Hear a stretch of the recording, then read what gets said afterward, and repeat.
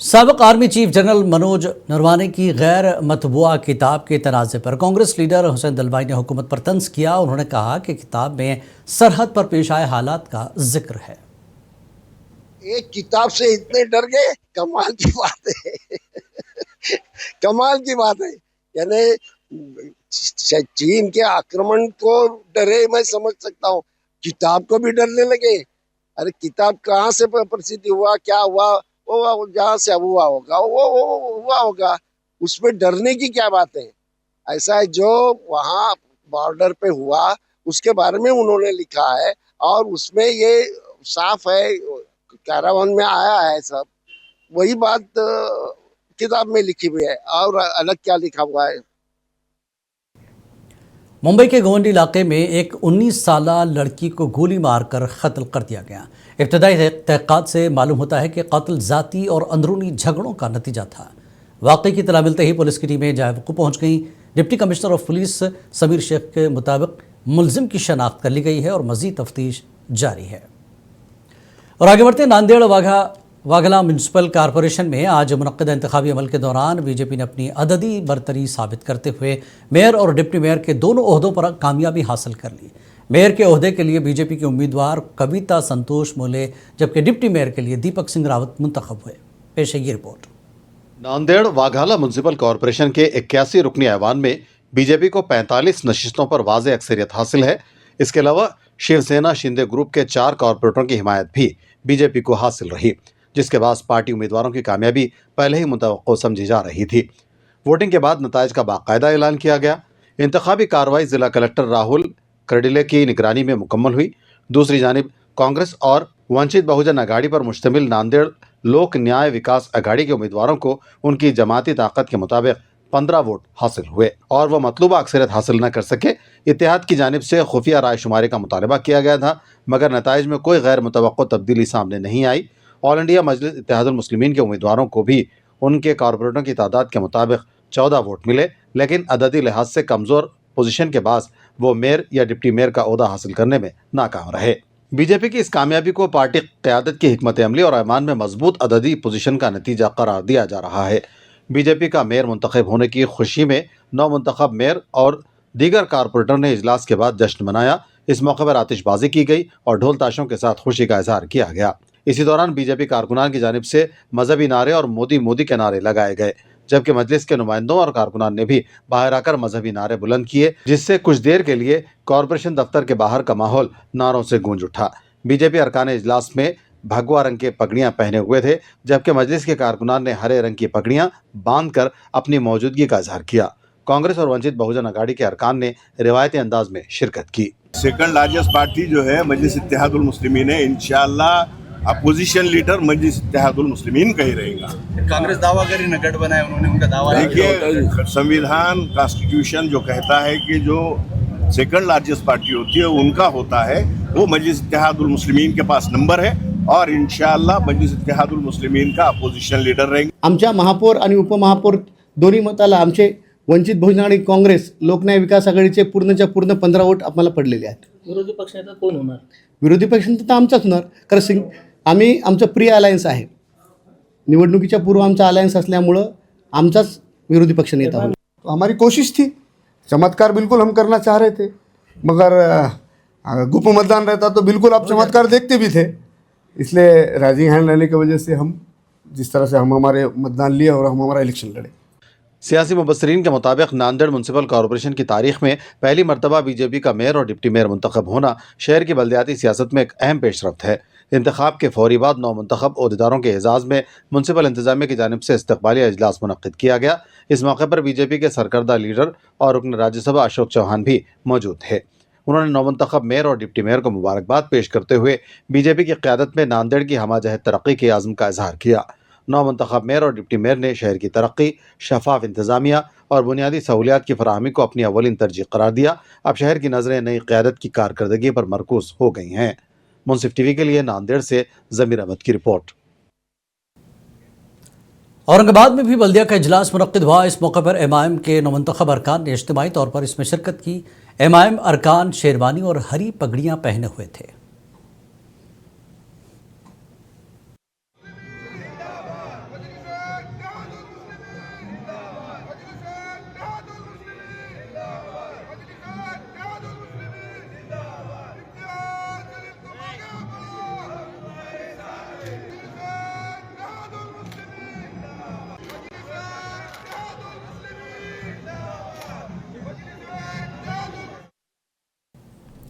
महाराष्ट्र में higher secondary certificate class 12 के board इम्तिहानात 2026 का आज से आगाज़ हो गया।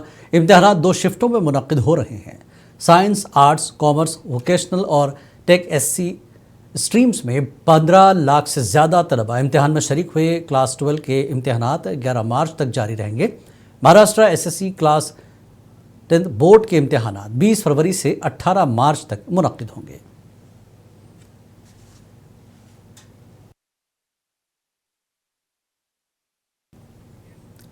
डोंबिवली के रहने वाले 12वीं जमात के एक तालिबे इल्म सोहम सचिन की लोकल ट्रेन से गिरने से मौत हो गई। सोहम अपना पहला पर्चा देने के लिए ट्रेन के जरिए इम्तिहानी मरकज जा रहे थे। बताया जा रहा है कि कलवा और मुमरा रेलवे स्टेशनों के दरमियान भारी ट्रैफिक की वजह से सोहम अपना तवाज़ुन खो बैठा और गिर गया। मौके पर ही उसकी मौत हो गई। सोहम डोंबिवली में रहता था और कलवा के न्यू कलवा हाई स्कूल में क्लास 12 साइंस में पढ़ रहा था। इसका इम्तिहानी मरकज़ मनीषा विद्यालय था। सोहम के अहले खाना ने इंतज़ामिया से मुतालबा किया कि वो तलबा के लिए रेलवे की हिफाजत को संजीदगी से लें। मुझे यही लगता है कि देखो, बोर्ड्स के एग्ज़ाम होते हैं एंड बोर्ड्स के एग्ज़ाम के टाइमिंग्स ऑफिस आवर्स में ही होते हैं। सो ऑफिस आवर्स में टाइमिंग जो होते हैं और ऑफिस आवर्स के टाइमिंग्स 9, 10, 11, 8, बोर्ड्स के एग्ज़ाम के टाइमिंग भी 9:30, 10 ऐसे ही होते हैं। तो इस दौरान मुझे यही लगता है कि गर्दी, क्राउड इतना होता है कि, और मुझे आज तक ये पता नहीं चला कि सेंट्रल लाइन में हमेशा ट्रेन आधा घंटा late, 45 minutes late, 15 minutes late, ये क्यों होता है? मतलब ट्रेन निकलते वक्त ही टाइमिंग पे निकलनी चाहिए ना, और टाइमिंग पे निकलती है तो पहुंचती क्यों नहीं है टाइमिंग पे? और फिर टाइमिंग पे पहुंचने के बाद गर्दी तो नहीं होगी। तो मुझे यही लगता है कि बोर्ड्स के पेपर देते हैं जो बच्चे, मुझे ऐसा लगता है कि उनके लिए कुछ स्पेशल कितना 1 महीना 15 दिन कितना दिन एग्जाम होता है। 10th का बोर्ड भी वैसे, 12th का बोर्ड भी वैसे, तो कुछ उनके लिए अलग सुविधा निकालो तो ऐसे अपघात नहीं होगे, और ऐसे अपघात होते ही आ रहे। सोहम हा गेले 2 वर्ष 11वी आणि 12वी सायन्समध्ये आमच्या न्यू कळवा हायस्कूल अँड ज्युनियर कॉलेजमध्ये शिक्षण घेत होता। 12वीच्या आज HSC बोर्डाची आज परीक्षा सुरू झाली आणि पहिल्याच पेपरला तो डोंबिवलीवरून कळवा स्टेशनला येत असताना कळवा आणि मुंब्रामध्ये ट्रेन अपघातामध्ये त्याचा दुर्दैवी मृत्यू झालेला आहे। अतिशय गुणी मुलगा, अभ्यासामध्ये हुशार, स्पोर्ट्समध्ये सर्व ॲक्टिव्हिटीमध्ये तो सतत अग्रेसर असायचा। आमच्या शाळेच्या ज्या काही समित्या होत्या विद्यार्थ्यांसाठीच्या, त्या समितींचा तो प्रमुख सुद्धा होता। मुंबई के गोवंडी में 12वीं जमात के तलबा के बोर्ड इम्तिहानात के पेश नज़र AIMIM गोवंडी की जानिब से तलबा के लिए मुफ्त ट्रांसपोर्ट सहूलत का अहतमाम किया गया। इस सहूलत के तहत 12वीं जमात के तलबा के लिए 2 बसें जबकि मुतादिद ऑटो रिक्शा भी मुफ्त फराहम किए गए। इस सिलसिले में MIM के महाराष्ट्र के जनरल सेक्रेटरी अतीक खान ने बताया कि जो भी तलबा 12वीं जमात का इम्तिहान देने जा रहे हैं वो मुकर्रर वक्त पर वर्धमान ज्वेलर्स के नाके पर पहुंच जाएं। वहां से तलबा को मुफ्त में इम्तिहानी मरकज़ तक पहुंचाने और इम्तिहान के बाद वापस लाने का मुकम्मल इंतज़ाम किया गया ताकि किसी तालिब इल्म को देर या आमदरफ्त की परेशानी का सामना न करना पड़े। हाँ बिल्कुल, MIM पार्टी की तरफ से तमाम कॉरपोरेटर्स और पार्टी वर्कर्स की तरफ से, पार्टी मेंबर्स की तरफ से हमने 2 बस का इंतजाम किया था। 10 ऑटो रिक्शा थी हमारी तरफ से। सुबह में आने के बाद पता चला कि ये कम पड़ने वाला है, और इस तरफ मूव करने वाले जो लोग हैं वाशीनागा की तरफ, बस की फ्रिक्वेंसी कम होने के कारण बच्चों को काफ़ी तकलीफ हुई।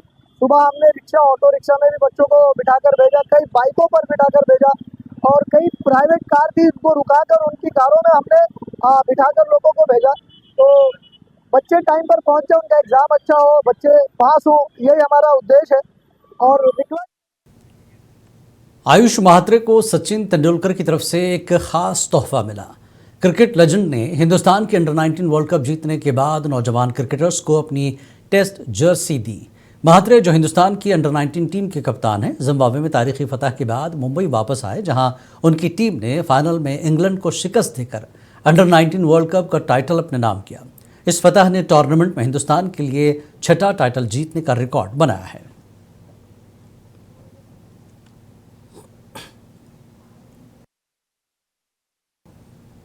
पाकिस्तान के भारत के खिलाफ T20 वर्ल्ड कप मैच का बाइकआउट अब वापस लेने पर फिल्मसाज अशोक पंडित का कहना है कि वो इस मैच के मुकम्मल खिलाफ हैं।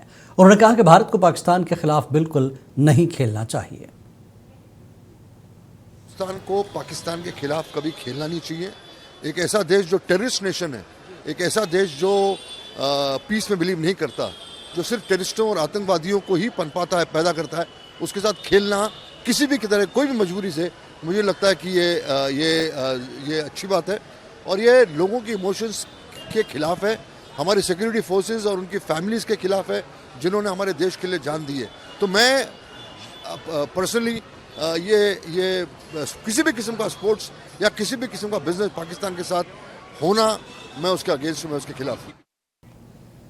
महाराष्ट्र के डोंबिवली के गोनी पालवा इलाके में आवारा कुत्तों ने एक स्कूली तालिबा पर हमला कर दिया। खुशकिस्मती से सोसाइटी में तैनात सिक्योरिटी गार्ड की दिमाग मौजूदगी से लड़की की जान बच गई और एक बड़ा सानहा टल गया। लड़की मामूल के मुताबिक सुबह अपने घर से स्कूल के लिए निकली थी। जब वो सोसाइटी के अहाते से गुजरी तो आवारा कुत्तों ने पीछे से उस पर हमला कर दिया। कुत्तों को अपनी तरफ लपकते देख लड़की घबरा कर उधर उधर भागने लगी। इस दौरान सिक्योरिटी गार्ड और दीगर लोग वहां पहुंचे। इस तरह लड़की कुत्तों की दहशत से बच पाई।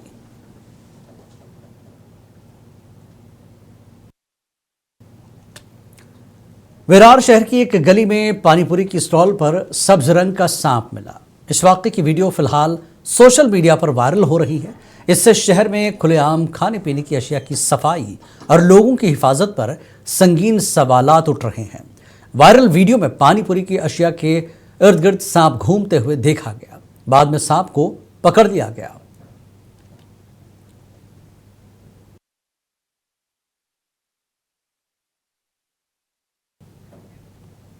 पुलिस ने मुंबई में चोरों और डाकुओं को एक गिरोह को गिरफ्तार किया। ये मुलजमान गोरेगांव ईस्ट के आरे कॉलोनी में इलाके में एक बंद मकान में दाखिल हुए, उसे लूटा और फिर सीधे अहमदाबाद फरार हो गए। आरे पूरे पुलिस में मुंबई से अहमदाबाद तक 100 से ज़्यादा सीसीटीवी कैमरों की जांच की और अहमदाबाद गुजरात से 3 मुलजमान के एक गिरोह को गिरफ्तार किया। पुलिस ने गिरफ्तार मुलजमान से चोरीशुदा सोना और चांदी के जेवरात और 2 लाख रुपए मालियत का कीमती सामान भी जब्त किया।